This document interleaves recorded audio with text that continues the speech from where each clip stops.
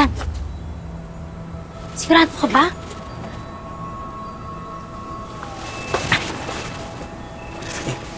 Uy, Diyan yung tumuloy si Aling Sylvia. baka nandyan si Anton. Chef, huwag ka na kaya sumama. Ako na lang magbabantay dito. Ayoko mapahamak ka dahil sa pagtulong mo sa amin ni Mami Chinchin eh. Ano ka ba? Kailangan natin matuntun si Anton. Yun lang yung tanging paraan para mapatunayan nating inosente talaga yung mami mo.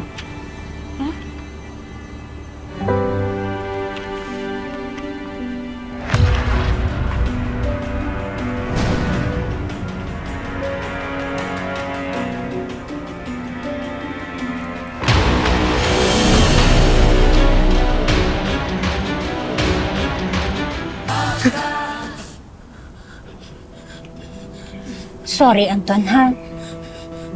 Wala pala akong maternal instinct. Kayang-kaya kitang ipagpalit sa limpak na salaping ibinayad sa akin ni Mr. Mendel. Tita Sylvia, hindi ako magsusumbong.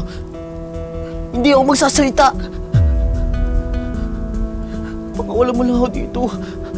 Walang makakaalam sa nangyari. Malaking pera ang nakataya dito. At sa'yo din nakasalalay ang pagkabulok ni Sintrin sa kulungan. Kapag hindi ka nila nakita, syempre, ang iisipin nila, tinatago ka pa rin niya.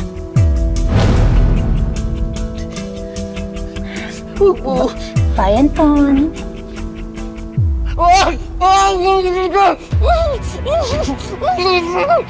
Ingay!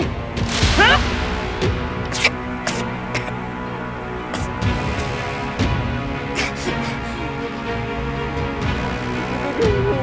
Wag mo! Tita! Tita, wag! Tulong! Tulong!